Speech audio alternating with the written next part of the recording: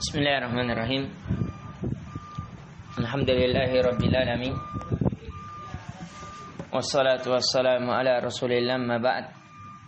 Assalamualaikum warahmatullahi wabarakatuh. Alhamdulillah, sebagaimana di pertemuan sebelumnya kita telah mempelajari tentang permasalahan menjaga lisan. Bahwasanya menjaga lisan itu dari tanda keimanan seorang hamba kepada Allah dan hari akhirat, yaitu seseorang berkata baik atau diam. Kemudian diantara keutamaan menjaga lisan, seseorang akan dijamin baginya surga, itu dengan lisan Nabi sallallahu alaihi wasallam. Dan bahaya lisan, seseorang dengan lisannya bisa dijauhkan dirinya dengan surga atau dimasukkan dia ke dalam neraka sejauh antara timur dan barat. Maka dari itu hendaknya kita berkata jujur walaupun pahit, berkata yang benar walaupun berat, dan tidak berucap dengan ucapan dusta. Yang bisa jadi ucapan dusta ini kita selamat di awal, tapi akhirnya pasti akan tercium. Maka dari itu kita melihat orang-orang yang berdusta awalnya aman, tapi nanti terungkit kembali. Kemudian kalimat yang baik seluruhnya adalah sedekah. Dan haram bagi seseorang mencela saudaranya yang muslim, menggibahnya, menamimah. Apa kemarin gibah? Yaitu menceritakan saudara kita yang lain apa yang dia benci. Adapun namimah adalah seseorang menukil ucapan orang lain kepada orang lain agar apa terjadi kerusakan di antara mereka. Dan di antara yang diharamkan adalah seseorang berdusta untuk membuat orang apa? Tertawa. Di pertemuan kali ini kita masuk dalam bab al-akhlaq, bab permasalahan akhlak. Coba kita melihat dari buku ini. Kita diajarkan tentang keutamaan ilmu. Kemudian di bab-bab terakhir tentang akhlak, menunjukkan ilmu itu awalnya sehingga melahirkan apa? Akhlak yang baik. Karena tidak ada akhlak yang baik tanpa ilmu. Tidak ada akhlak yang baik tanpa ilmu. Dan akhlak itu sebagaimana kalau kita rincikan, itu terbagi.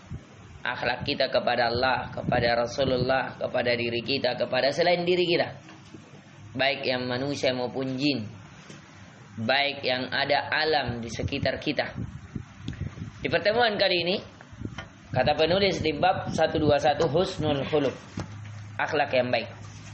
Qala Nabi sallallahu alaihi wasallam, inna min khiyarikum ahasinakum akhlaqa. Sesungguhnya orang yang terbaik di antara kalian adalah siapa yang paling bagus akhlaknya. Qala Nabi sallallahu alaihi wasallam, akmalul mu'minina imanan ahsanum khuluqa. Sesungguhnya seorang mukmin yang paling sempurna imannya adalah siapa yang paling sempurna akhlaknya. Ya, jadi dilihat, kalau mau lihat iman kita baik atau tidak, lihat akhlak kita. Ukuran akhlak kita itulah ukuran iman kita. Karena sebagaimana yang telah kita lewati, iman itu ya bertingkat-tingkat. Ya, dilihat dari akhlaknya, sebagaimana akhlak bertingkat-tingkat. Dan tidak ada orang yang melakukan akhlak yang buruk di atas keimanan, tidak ada. Munculnya akhlak yang buruk menunjukkan imannya yang apa? Yang rendah, yang sedang futur. Qala Nabi sallallahu alaihi wasallam, ma syai'un athqalu fi mizanil mu'min yaumal qiyamah min khuluqin hasanin. Tidak ada yang lebih berat pada timbangan seorang mukmin di hari kiamat dibandingkan akhlak yang baik. Bahkan dalam riwayat lain bahwa akhlak yang baik ini itu lebih berat timbangannya dibandingkan sholat, dibandingkan sedekah, dibandingkan haji umrah, ya, akhlak yang baik. Qala Nabi sallallahu alaihi wasallam la tahkiranna minal ma'rufi syai'a walau an talqa akhaka biwajhin talqin. Ini tentang muka berseri-seri. Di antara akhlak yang baik senantiasa senyum. Ya, senantiasa menampakkan wajah yang ceria kepada saudara kita yang mukmin yang lain. Maka dari itu kata Nabi, jangan sekali-kali kalian menganggap remeh kebaikan sedikit pun.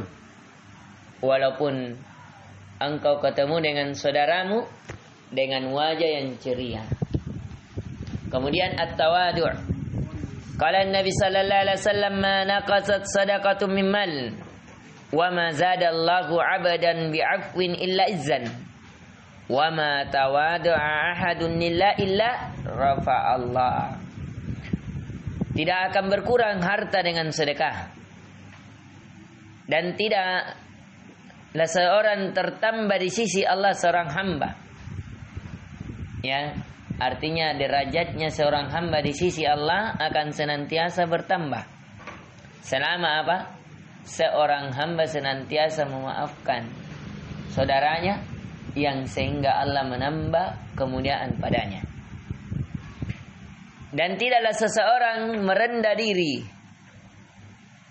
untuk Allah kepada Allah kecuali Allah akan mengangkat derajatnya.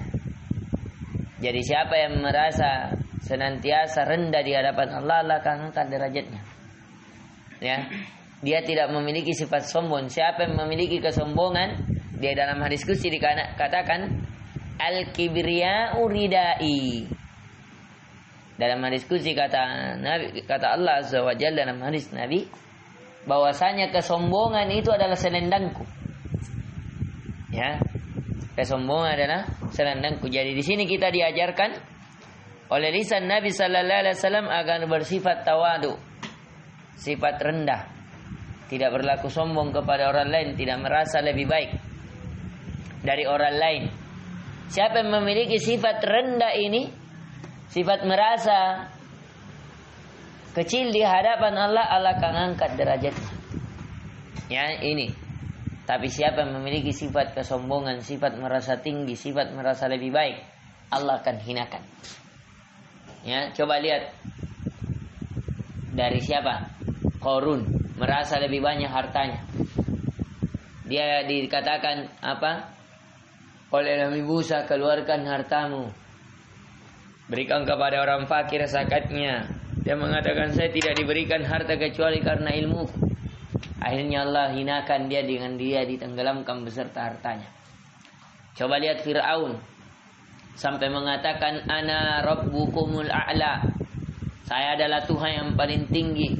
Merasa bangga dengan kekuasaannya, dengan kekayaannya, dengan tentaranya, dengan banyaknya wanita. Bahkan dia tidak pernah terkena penyakit. Akhirnya Allah tenggelamkan di Laut Merah. Ya, coba lihat dari kaum Ad, kaum Tsamud. Mereka merasa saya ini bisa belah gunung, saya kuat. Akhirnya Allah apa? Ya, hancurkan mereka dengan suara guntur yang keras. Coba lihat kaumnya Nabi Saleh, bagaimana mereka sampai menyakiti unta yang mereka dilarang untuk menyakiti. Mereka merasa apa? Saya ini yang begini dan begini. Coba lihat Abu Jahal, Abu Lahab, yang mereka merasa apa? Lebih baik, lebih pantas kenabian untuk dia dibandingkan Nabi. Akhirnya Allah hinakan. Ya, ini dia kita melihat ya orang-orang yang merasa bangga, merasa lebih di muka bumi, Allah hinakan. Tapi berbeda dengan orang-orang yang memiliki sifat tawadu'. Maka dari itu kita tidak melihat para ulama kecuali mereka memiliki sifat tawadu'. Kemudian hubbul khair lil ghair. Di antara akhlak yang baik, seseorang mencintai kebaikan untuk orang lain. Nah, ini Pak sangat penting untuk penuntut ilmu sekarang. Insyaallah semoga Allah mudahkan. Saya akan mengkajikan nanti juga tentang bagaimana seseorang itu bersatu dalam kebaikan. Karena sekarang ini banyak penyakit, ini penyakit yang paling utama. di antara satu rumah belajar ke rumah belajar yang lain, satu pelajar ke pelajar yang lain, merasa lebih baik. Ya, merasa akhirnya apa? Kalau orang terkena kebaikan, dia yang hasad. Seakan-akan itu kebaikan Allah sempit. Ya, kalau lebih dia terkenal, merasa apa? Orang ini tidak ada ilmu, pergi bicara begini. Akhirnya apa? Dia seakan-akan apa? Harusnya dia yang lebih dikenal dibandingkan orang yang sudah terkenal di saat ini. Nah, ini penyakit. Ya, harusnya seorang mukmin, yang kata Nabi sallallahu alaihi wasallam, la yu'minu ahadukum hatta yuhibba li akhihi ma yuhibbu li nafsihi. Tidak sempurna keimanan salah seorang di antara kalian, kata Nabi, sampai kalian mencintai untuk saudara kalian apa yang kalian cintai untuk diri kalian. Ya. Kalau kita dicela, senang atau tidak senang? Tidak senang. Kalau kita tidak dicerita keburukannya, ya pasti itu kita cintai. Begitu juga saudara kita, jangan cerita keburukannya. Ya. Ini yang maka coba dilihat diri kita. Apakah kita mencintai ketika orang lain mendapatkan kebaikan, atau malah kita, kenapa dia, kenapa bukan saya? Ya. Kalau ada sifat begitu di dalam hati, bersegera beristighfar. Kalau ada seseorang ketika keluar rumah, dia merasa lebih pantas kenikmatan dia dapatkan dibanding orang lain, ini dia yang dicela. Ya, tidak usah harapkan, itulah yang namanya hasad. Tidak usah harapkan kebaikan orang lain untuk diri kita, dengan harus kebaikan yang ada pada orang lain itu tercabut. Sesungguhnya rahmat Allah luas. Sesungguhnya kebaikan Allah sangat banyak. Seandainya memberikan kepada orang lain dan kepada kita tidak mengurangi apa yang di sisi Allah. Maka kalau ada kebaikan yang ditimpa saudara kita, harapkan juga. Ya Allah, seandainya saya juga dapat begitu, saya akan lakukan ini. Ya, maka dari itu ada 4 kedudukan seorang di muka bumi. Yang pertama, orang yang diberikan harta dan ilmu sehingga dia belanjakan hartanya di jalan Allah. Ini kedudukan tertinggi. Kedudukan yang kedua adalah orang yang diberikan ilmu tidak diberikan harta, tapi dia mengatakan, kalau saya punya harta seperti fulan, saya akan melakukan seperti fulan. Maka dia mendapatkan seperti orang membelanjakan hartanya, karena innamal a'malu binniyat. Orang yang ketiga, orang yang memiliki harta dan tidak memiliki ilmu. Akhirnya dia belanjakan hartanya bukan di jalan Allah, tapi di atas kemaksiatan kepada Allah. Ini orang yang buruk. Tapi orang yang terburuk adalah dia tidak punya harta, tidak punya ilmu juga. Sehingga niatnya dia, fulan ada hartanya, kasih minum di 1 lorong. Kalau menikah anak ada leton-leton, saya nanti kalau menikah tong ini anakku ini letonnya bukan cuma 1, dia kasih 3. Dia niat juga seperti fulan yang belanjakan hartanya bukan di atas ketaatan, akhirnya dia sama. Ya. Nah, ini bahayanya apa? Ya, seseorang tidak memiliki ilmu. Maka kalau kita tidak diberikan ilmu dan harta, minimal jangan sampai terluput dari ilmu, sehingga kita memiliki niat yang baik, sehingga kita dicatatkan seperti orang yang melakukan kebaikan dengan harta dan ilmu. Kemudian kata penulis, ad-dalalatu 'alal khair, menunjukkan kepada kebaikan. Qala Nabi sallallahu alaihi wasallam, man dalla ala khairin falahu mithlu ajri fa'ilih. Barang siapa menunjukkan suatu kebaikan, maka baginya hal yang semisal dari pahalanya seperti pelakunya. Artinya kita tunjukkan di situ ada rumah belajar. Orang itu pergi belajar, maka pahalanya yang pergi belajar sama dengan orang menunjukkan orang pergi belajar. Ya. Di situ ada sholat berjamaah, di situ ini. Maka jangan pernah kikir dengan kebaikan. Jangan pernah merasa bahwa kalau dia ini kutunjukkan, saya ndak nanti karena dia lebih baik, dia lebih rajin, dia lebih patuh, jangan. Ya. Pokoknya tunjukkan kebaikan, harapkan kebaikan, senantiasa di atas kebaikan. Dan insyaallah taala ya, dia melakukan kebaikan, kita akan mendapatkan kebaikan semisal dari apa yang dia lakukan. Asyukru, qala Nabi sallallahu alaihi wasallam, la yashkurullaha man la yashkurun nasa. Tidak sempurna kesyukuran seorang hamba kepada Allah siapa yang tidak pandai bersyukur kepada manusia. Syukur. Ada orang-orang berbuat baik kepada kita, syukuri. Dari bentuk mensyukurinya kita memuji Allah. Dari bentuk mensyukurinya kita mengucapkan kepada yang memberikan kebaikan kepada kita, jazakallah khairan. Dari bentuk kesyukuran kita doakan. Dari orang-orang seperti kita di sini, alhamdulillah. Banyak sekali orang berbuat baik kepada kita. Ya. Gaji-gaji ustadz kita ditanggung oleh para donatur. Kemudian wal listrik kita, ya, kita lebih nyaman, bisa kipas, bisa ada penerangan lampu. Ini tidak ada yang kita bayar. Itu semuanya kebaikannya orang lain. Syukuri itu dengan cara apa? Memanfaatkannya.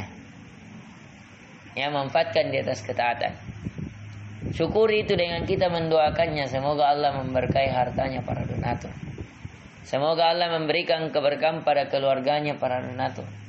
Semoga Allah menambahkan rezeki kepada mereka. Ya. Ini.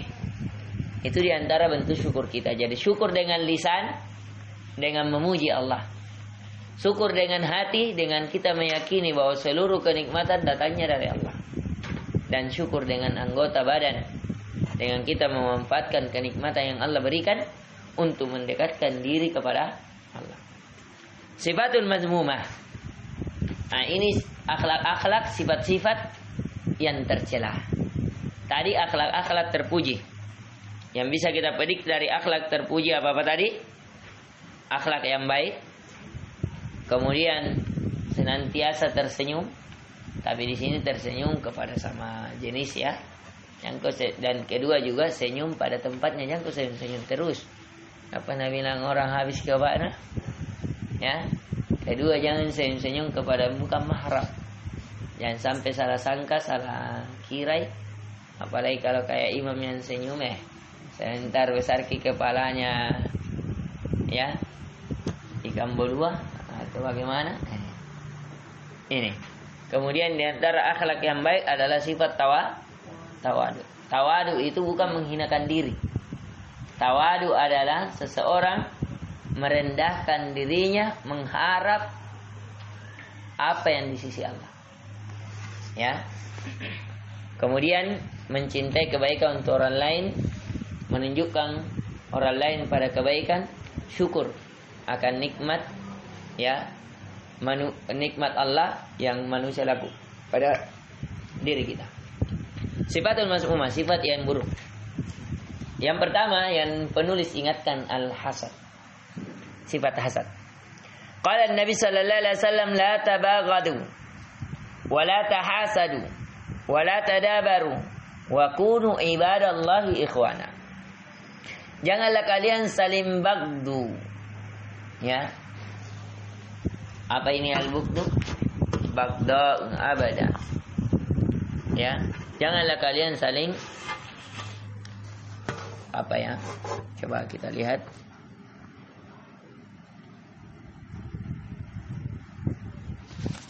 Al-bughd ini saling benci. Janganlah kalian, kata Nabi sallallahu alaihi wasallam, saling membenci. Wala tahasadu, jangan kalian saling hasad. Hasad tadi apa? Menginginkan kenikmatan orang lain berpindah kepada dirinya. Ya. Jangan. Wala tadabaru, jangan kalian saling membelakangi, saling memboikot. Ini Nabi larang. Tapi jadilah kata Nabi, wa kunu ibadallahi ikhwana. Tapi menjadilah kalian menjadi hamba-hamba Allah yang bersaudara. Ya, ini yang diperintahkan. Jangan saling membenci, saling hasad, saling membelakangi. Tapi saling menjadilah bersaudara. Di antara hal yang dicela su'udzon, buruk sangka. Qala Nabi sallallahu alaihi wasallam, iyyakum wadh-dhanna fa inna dhanna aktabul hadithi. Hati-hati kalian terhadap zan, prasangka.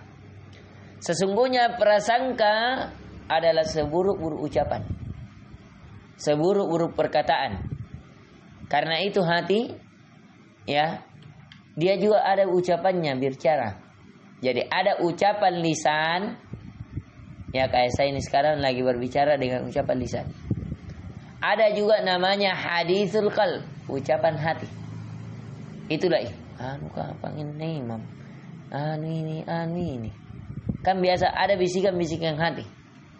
Makanya ini selalu seseorang dianjurkan di setiap pagi dan petang berlindung. Alladzi waswisu fi sudurin nas. Kita berlindung kepada Allah, ya, kepada siapa? Yang membisikkan di dalam hati manusia. Siapa yang bisikkan? Minal jinnati wan nas. Yang bisikkan ke hati manusia baik dari kalangan jin, dari kalangan manusia. Kenapa bisa dari kalangan manusia? Karena manusia ditemani bicara biasanya. Iya, anu itu, ya begini anu itu. Terbeti minatina. Itu memang anu itu. Akhirnya apa? Ya, muncul lagi setan. Tambah lagi pendengaran, ya seperti yang kita lihat. Tadi yang kita lihat dari film Utsman bin Affan. Bagaimana Utsman bin Affan dibunuh itu dari bisikan-bisikan hati dan bisikan-bisikan manusia kan, saling menghasad kepada kaum muslimin, sehingga kaum muslimin sebagian yang jahil terprovokasi. Ya. Akhirnya apa? Sampai membunuh Utsman bin Affan. Sampai mengatakan Utsman bin Affan telah kufur. Utsman bin Affan telah keluar dari ketaatan kepada Allah. Utsman bin Affan tidak adil. Na'udzubillah. Ya. Padahal Utsman bin Affan salah satu dari sahabat yang dijamin masuk surga. Padahal Utsman bin Affan salah satu kata Nabi sallallahu alaihi wasallam ketika dia berinfak pada perang Tabuk, ketika dia berinfak tentang Bi'ru Rumah, sampai Nabi kata sallallahu alaihi wasallam, ma yadurru Utsman ma fa'ala ba'dal yawm. Tidak ada yang membahayakan Utsman apa yang dia lakukan setelah hari ini. Setelah dia membelanjakan hartanya untuk membeli apa? Air di saat sulit. Setelah dia memberikan hartanya, ya kurang lebih 60 miliar yang dia belanjakan, infakkan untuk pergi apa? Pada perang Tabuk. Bayangkan kalau 1000 ekor unta yang dia sumbangkan. Satu ekor unta kurang lebih 40 juta. Jadi kalau 1000, ya, ini 40 juta. Jadi kalau 10 400 juta. Kalau 100 4 miliar. Jadi kalau 1000 40 miliar. Itu baru untanya. Tapi pada saat itu Utsman hanya memiliki 900 ekor unta. Akhirnya 900 ekor unta dia infakkan, lebihnya dengan kuda. Ya, tapi bukan hanya unta. Utsman isi tempatnya, makanannya, minumannya, pakaiannya, baju perangnya, pedangnya, besinya. Ya, jadi kalau mau dikalkulasi kurang lebih 60 miliar. Karena makanan untuk 1 bulan perjalanan. Bayangkan, ya, bagaimana kebaikannya Utsman bin Affan. Tapi bersamaan dengan itu, orang-orang Khawarij karena sifat su'uzon kepada Utsman, akhirnya apa? Dia terjatuh, terbisikkan oleh setan, sehingga dia membunuh Utsman bin Affan karena sifat hasad. Maka mengelola hati sangat penting untuk tidak hasad. Coba lihat kenapa iblis dilaknat karena hasad kepada Adam. Ya, dia mengatakan saya lebih baik daripada Adam. Khalaqatani min narin wa khalaqatahu min tin. Ya Allah, engkau menciptakan aku dari api, sedangkan kau ciptakan aku dari tanah aja. Saya lebih baik.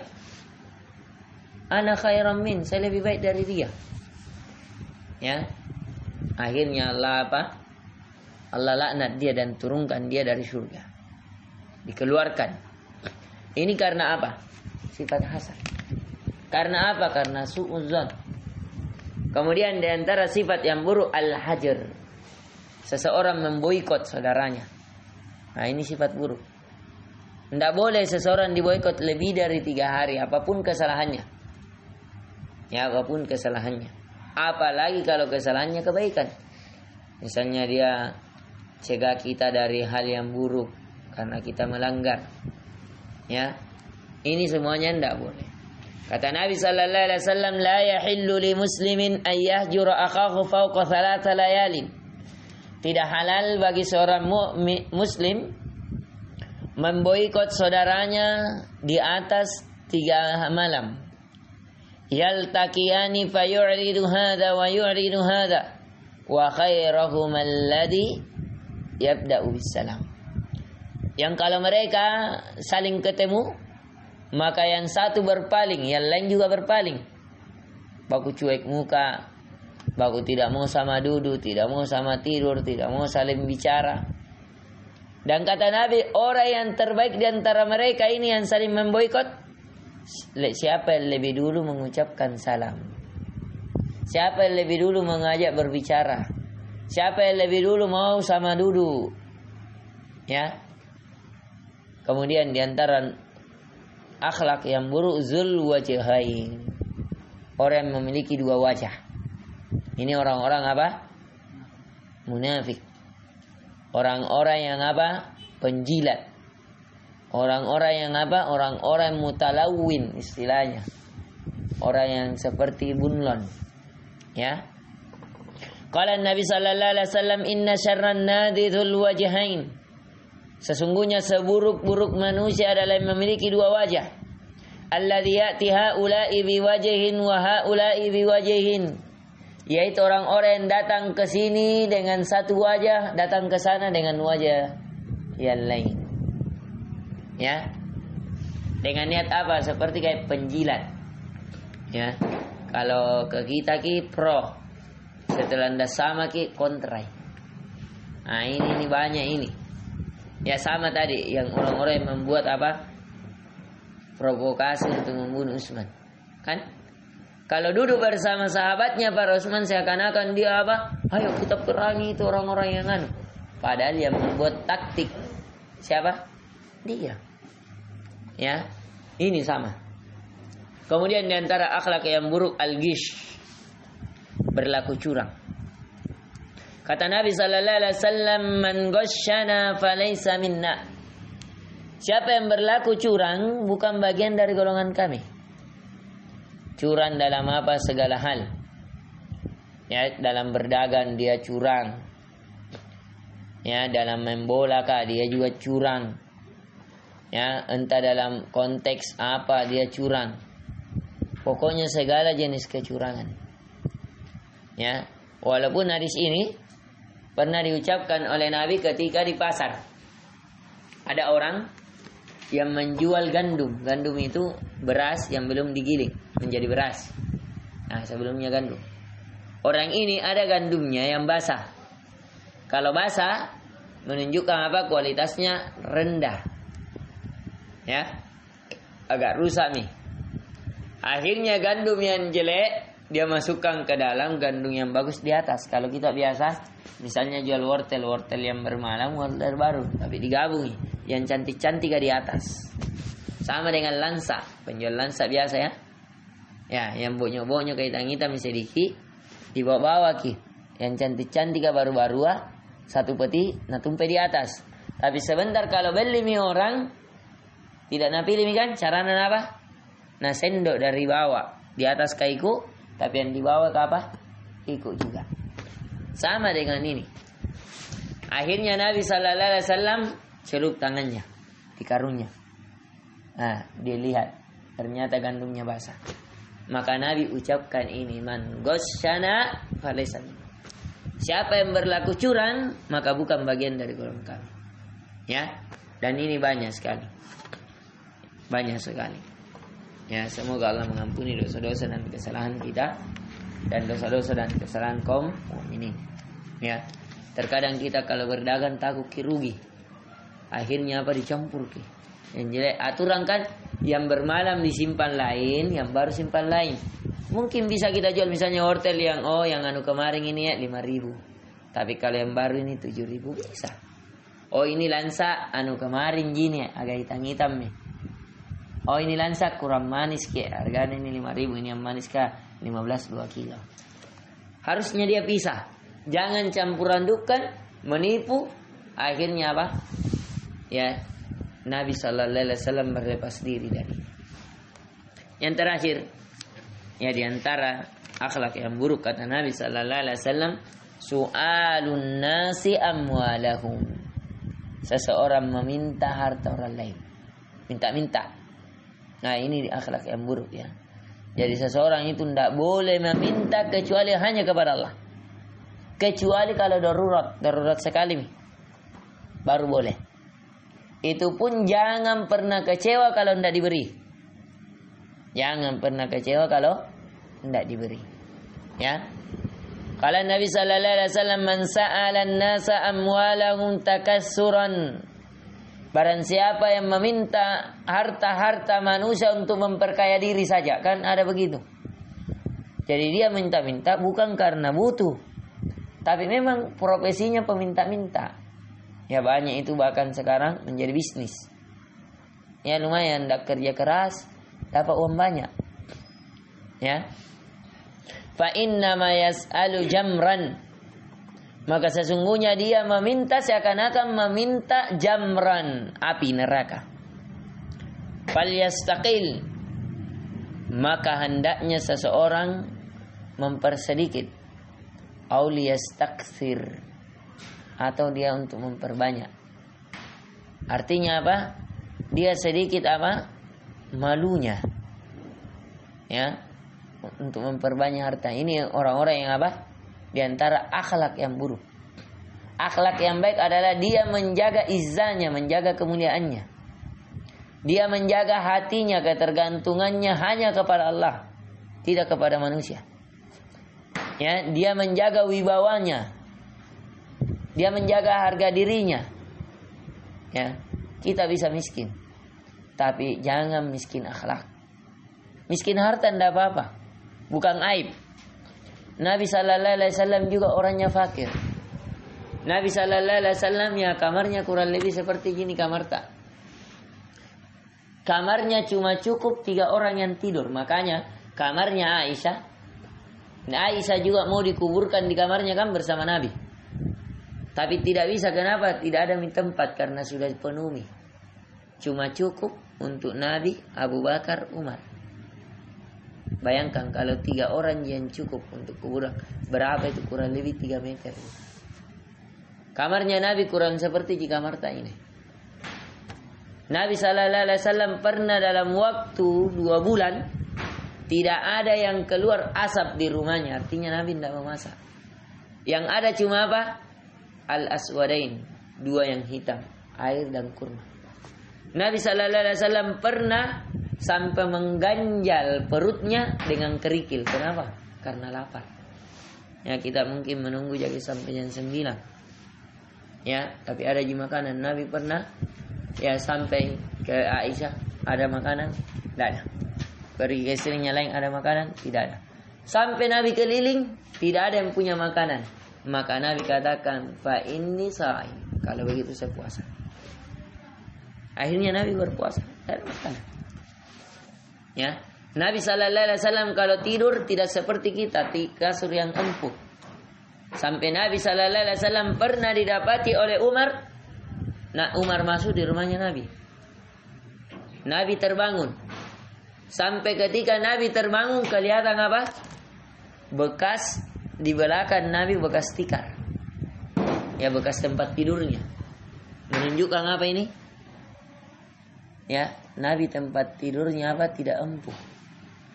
Hanya dengan kayu-kayu pelapa-pelapa kurma. Sampai Umar meneteskan air mata. Dia mengatakan, ya, Raja Faris, Raja Rum, ya Rasulullah, mereka dengan mereka kemewahannya tidur di atas dipan-dipan emas.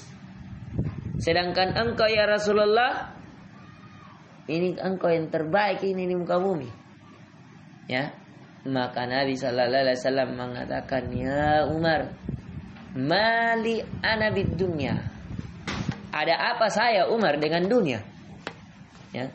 Seseorang tidaklah di dunia ini kecuali seperti orang yang berteduh di bawah sebuah pohon, kemudian dia pergi meninggalkannya. Artinya ini dunia ini tempatnya dia berteduh, akan pergi. Apa hubungan saya dengan dunia? Ya. Umar maunya dikasih fasilitas ini Nabi. Ya, karena dia seorang Nabi, dia pemimpin kaum, dia presiden. Tapi bersamaan dengan itu Nabi tidak ingin. Begitulah tempat tidurnya Nabi. Ya. Dan sampai Nabi sallallahu alaihi wasallam juga ya terkadang ya di mana Nabi sallallahu alaihi wasallam memiliki pakaian sampai dia jahit. Ada Nabi sallallahu alaihi wasallam pakaiannya itu dijahit, robek. Nabi sallallahu alaihi wasallam pernah sendalnya putus jahit sendiri. Ya. Menunjukkan apa? Nabi sallallahu alaihi wasallam orangnya Masya Allah. Ya, sangat sederhana kehidupannya. Kemudian ini dilarang seseorang ya untuk meminta. Bab terakhir al-mar'ah, tentang perempuan. Al-haya, sifat malu. Ini sifat yang harus dimiliki seorang wanita. Yang pertama, kata Nabi sallallahu alaihi wasallam, al-haya'u kullu khair. Sesungguhnya sifat malu seluruhnya itu adalah kebaikan. Ya, jadi kalau ada orang pemalu tidak boleh dicela. Makanya pernah ada sahabat pemalu sekali, biar bergaul tidak mau. Ya, sampai dia cela kau pasisirikan tongko Nabi ini begini. Kata Nabi, da'hu, tinggalkan dia. Sesungguhnya al-haya'u kullu khair. Semua sifat malu itu kebaikan. Ya. Utsman ini orang yang paling pemalu, Utsman bin Affan. Sampai malaikat saja malu sama Utsman. Makanya pernah Nabi duduk-duduk, Nabi tersingkap kayak begini, kelihatannya sebagian pahanya. Ini bukan aurat paling kuatnya, karena aurat itu separuh, ya yang lebih kuat. Tapi ada yang mengatakan dia di bawah lutut, karena Nabi pernah kelihatan begini. Ya, datang Umar, Nabi tidak perbaiki kasih begini, tetap kelihatan tersingkap. Datang Abu Bakar, datang Ali, ya Nabi tidak perbaiki, tetap berbicara sambil tak begini. Ketika datang Utsman, Nabi langsung kasih begini, perbaiki anunya, dia tutup. Ya. Kemudian ditanyalah Nabi kenapa dia lakukan itu. Karena kata Nabi, ya ketika datang Utsman, malaikat saja malu kepada Utsman. Malaikat saja malu kepada Utsman. Artinya Nabi juga malu. Kalau malaikat saja malu, masa saya tidak malu sama Utsman? Nabi malu dilihat oleh Utsman. Tersingkap hal ini. Kemudian wujubu ta'tiyatil wajah. Wajibnya bagi seorang wanita menutup wajahnya. Ini ya. Apa ini maksudnya? Memakai cadar. Qalat Aisyah radhiyallahu anha, yarhamullahu nisa'al muhajiratil awwal. Semoga Allah merahmati para wanita muhajirat yang pertama, artinya wanita-wanita yang pertama kali berhijrah. Lamma nasalat wal yadribna bi khumurihinna ala juyubihinna. Agar hendaknya mereka apa? Mengguyurkan khumur. Khumur itu ini, kayak ada pakaian dari atas kepala turun ke bawah ke muka, itu namanya khumur.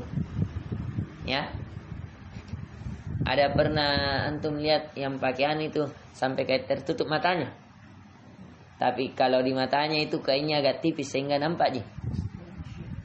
Nah, itu namanya khum. Ya, sebenarnya itu begitu yang paling syar'inya.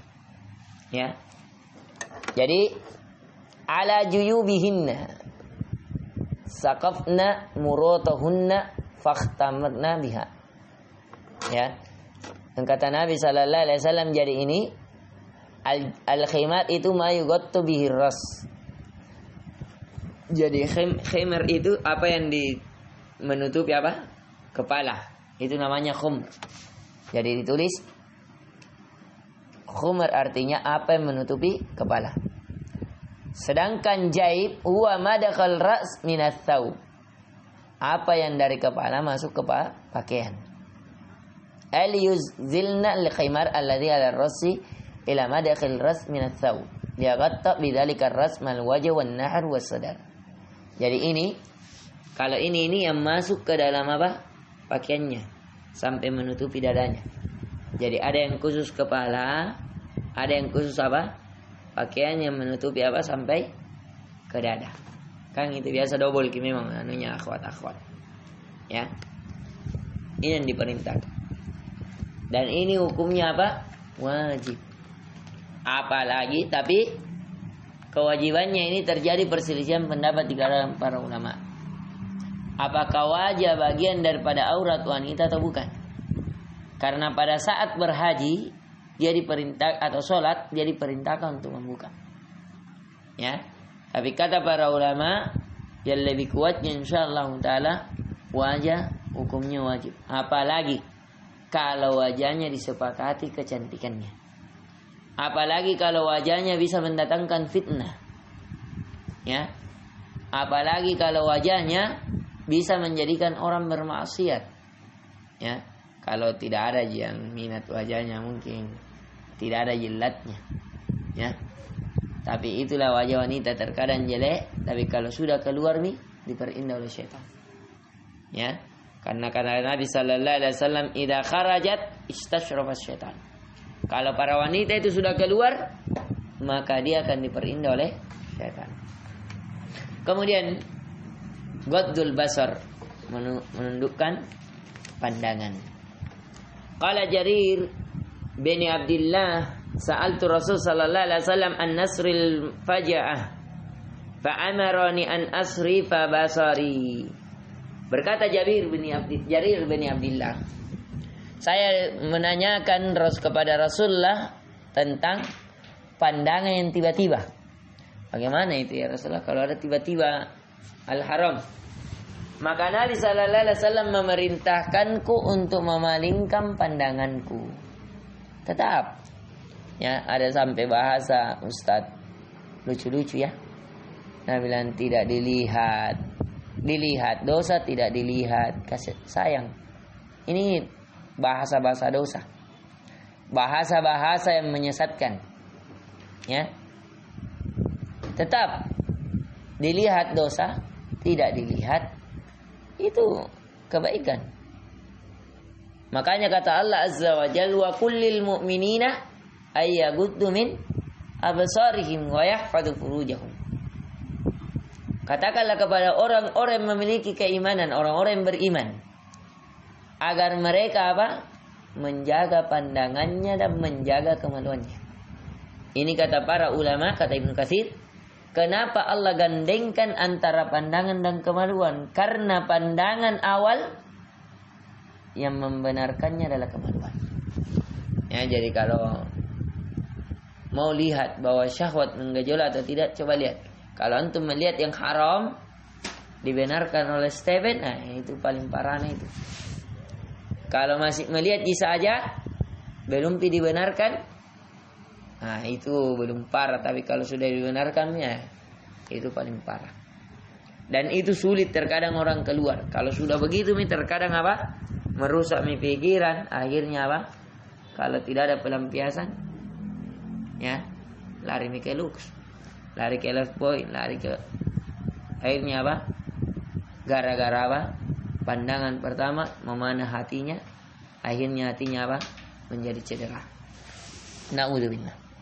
Dan ini hal yang paling berat di zaman kita. Karena sekarang hal-hal untuk menundukkan pandangan berat, wallahi berat, wallahi berat. Berat sekali ini. Jadi pernah juga Ali bin Abi Thalib jalan bersama Nabi. Tiba-tiba ada yang tersingkap betisnya. Maka Nabi kasih begini kan Ali, ya, palingkan wajahnya Ali. Kata Nabi, fa inna lakal ula wa laisa lakas tsani. Wahai Ali, bagimu yang pertama, kamu tidak sengaja, itu dimaafkan. Wa laisa lakas tsani, tapi bukan bagimu yang kedua. Kalau ikuti itu pandangan yang kedua, dosa. Ya. Kemudian haqquz zauj ala zaujatih. Hak seorang suami kepada istrinya. Qala Nabi sallallahu alaihi wasallam, "Law kuntu amiran ahadan an yasjuda li ahadin la amartul mar'ata an tasjuda li zawjiha." Seandainya saya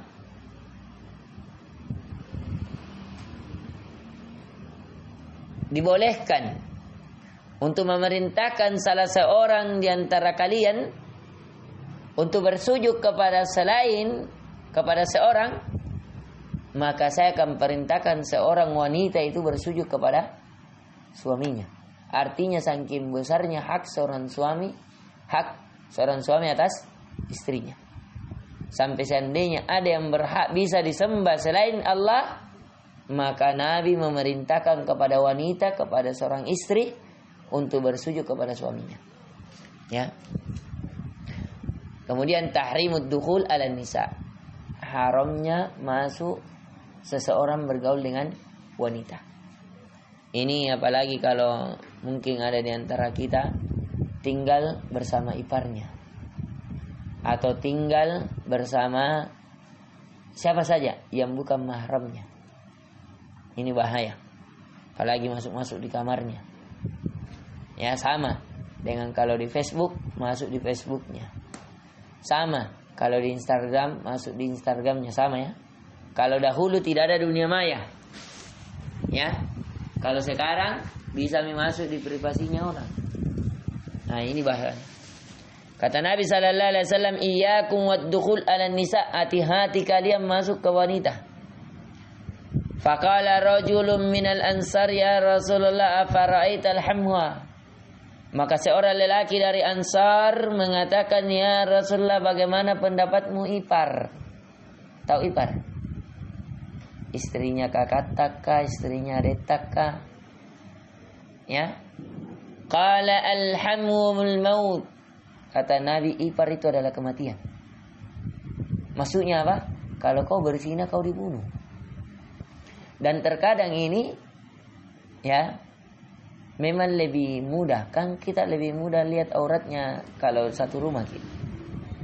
Dan terkadang kita tidak ditahu. Apa yang tahu kami? Dianggap jaket tidak. Jadi Naji itu kakakku. Iya, cocok adiknya kakak. Tapi di sini kemaluan itu tidak bisa, tidak mengenal adik, tidak mengenal kakak. Kalau sudah, ya, sudah. Dia tidak melihat siapa yang di hadapannya. Maka dari itu kita lihat ya, sekarang syahwat menggejolak. Bagaimana ada seorang kakak menzinai adiknya. Ada seorang anak menzinai apa? Bapaknya, mamanya. Ada seorang bapak menzinai anaknya. Ini karena syahwat sekarang menggejolak. Padahal itu mahramnya. Terkadang mahram tidak ada seseorang syahwat, tapi karena dia sudah terlalu menggejolak, akhirnya terjadi. Ini juga yang dinasihati baru-baru ya, saya ikut daurah masyayikh di Baji Rupa baru-baru. Ini salah satu seseorang agar tidak masuk di dalam fitnah-fitnah, baik fitnah syahwat maupun fitnah syubhat. Ya, semoga nanti saya arahkan para relawan. Semoga kita besok insyaallah taala bisa ikut serta di Masjid Kuba ya, untuk mengikuti kajian para masyayikh insyaallah taala. Kemudian di bab tahrimu musafahatin nisa ghairil maharim. Jadi haramnya bersalaman dengan seorang wanita yang bukan mahram atau bersentuhan. Nah, apalagi ini kalau mau lebaran ya, ini berat sekali. Terkadang datang sepupu itu bukan mahram ya. Jadi mahram itu, ini saya jelaskan supaya antum paham. Ya, mahram itu artinya yang haram dinikahi. Yang haram dinikahi itu 7 ke atas, 7 ke bawah. Berapa 7 ke atas, 7 ke bawah? Ke atas itu bapak tak. Misalnya abun. Kan kita bapak. Ya, kalau perempuan bapaknya. Bapaknya bapaknya. Bapaknya bapaknya bapaknya. Saudaranya bapaknya. Kan dua di sini. Kalau perempuan dari jalur bapak, kalau laki-laki dari jalur ibu. Jadi mahram tak itu ibu tak pertama. Ibunya ibu, nenek. Saudaranya ibu, tante. Itu mahram tak semuanya. Baik dari jalur ibu maupun dari jalur bapak. Kan bapak biasa kan ada saudaranya juga perempuan kan? Itu semuanya mahram. Yang kedua ini terus 7. Kalau dihitung semuanya 7. Ke bawah itu juga 7. Ke bawah itu dari kita misalnya punya anak. Namanya bin. Anak perempuan tak mahram. Anaknya anak tak apa namanya? Cucu. Baik dari jalur laki-laki kan 2. Mungkin anak tak ada laki-laki, ada perempuan. Tapi anak laki-laki tak punya anak perempuan. Cucu tak kan? Ini semuanya mahram.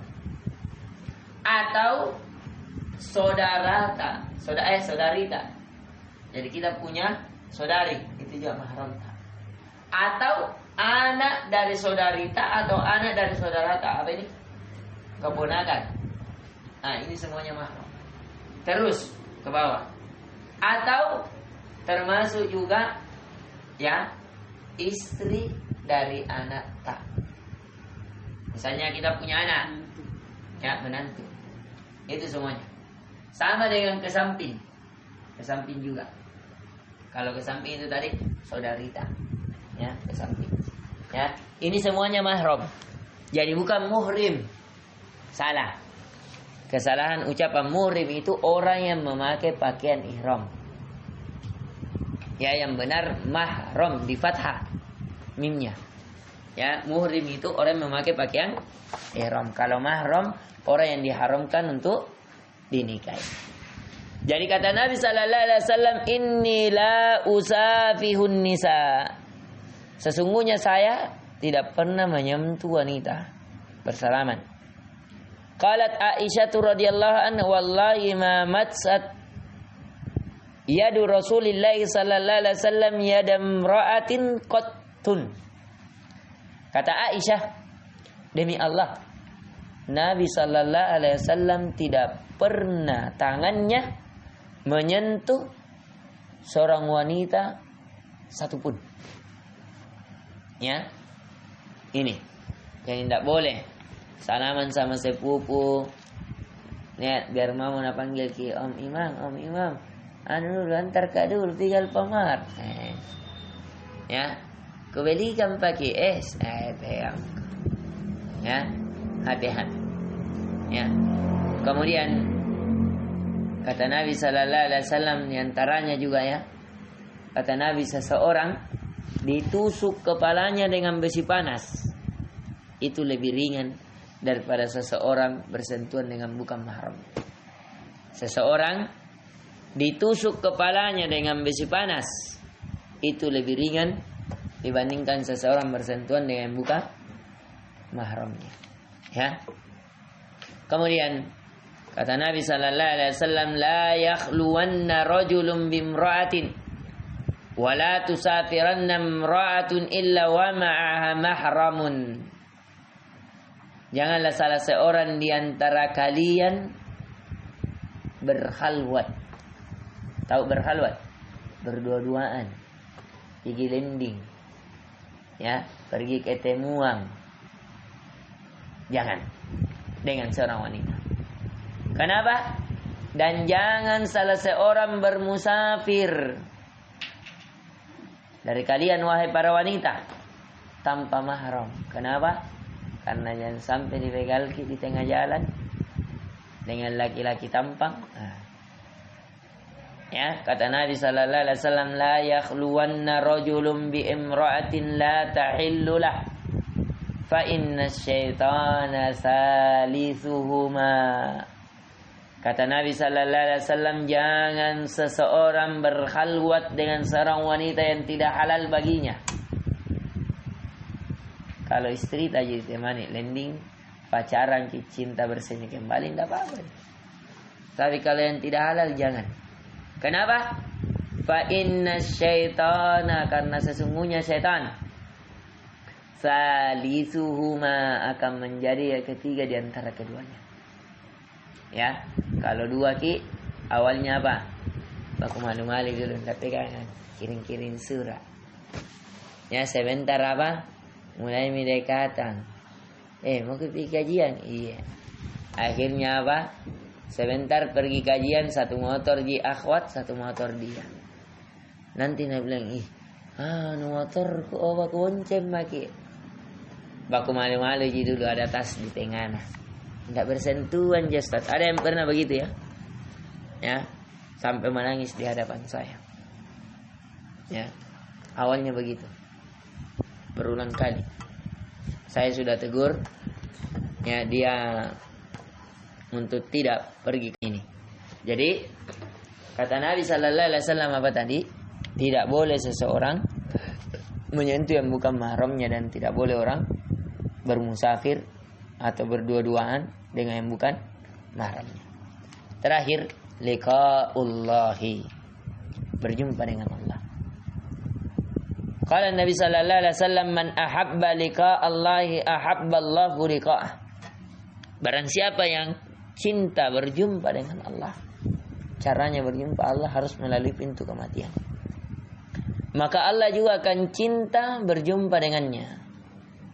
Jadi kalau memang sudah ajal menjemput, ridha. Wa man kariha liqa'allahi karihallahu liqa'ah. Dan barang siapa yang membenci perjumpaan dengan Allah, maka Allah juga benci perjumpaan dengannya. Inti pelajaran yang bisa kita petik, khususnya bab tentang wanita, yang pertama, bahwa di antara akhlak yang baik atas wanita memiliki sifat madu. Yang kedua, wanita dan pria dianjurkan untuk menundukkan pandangan. Makanya kata Allah Azza wa Jalla, wa kullil mu'minat yaqdudna min abzarihinna wa yahfazna furujahunna. Dan katakanlah kepada wanita-wanita yang beriman agar dia menundukkan pandangan mereka dan menjaga kemaluan mereka. Jadi menundukkan pandangan bukan hanya syariat untuk para lelaki, tapi syariat juga untuk para wanita. Kemudian bagaimana dengan pandangan yang tiba-tiba? Itu tetap apa? Ya, diharamkan. Langsung palingkan. Ya, apalagi kalau scroll sekarang, Allah, terkadang kita dengar ceramah tiba-tiba juga menyambar. Sekarang itu fitnah dahsyat sekali, sedangkan hati lemah. Ya. Jadi tidak ada yang selamat dari fitnah ini kecuali siapa yang diselamatkan oleh Allah. Maka kita memohon kepada Allah, semoga Allah senantiasa menjaga kita di atas ketaatan kepadanya dan tidak di atas kemaksiatan kepadanya. Dan kemudian besarnya hak seorang suami, sampai seorang istri diperintahkan bersujud kepada suami.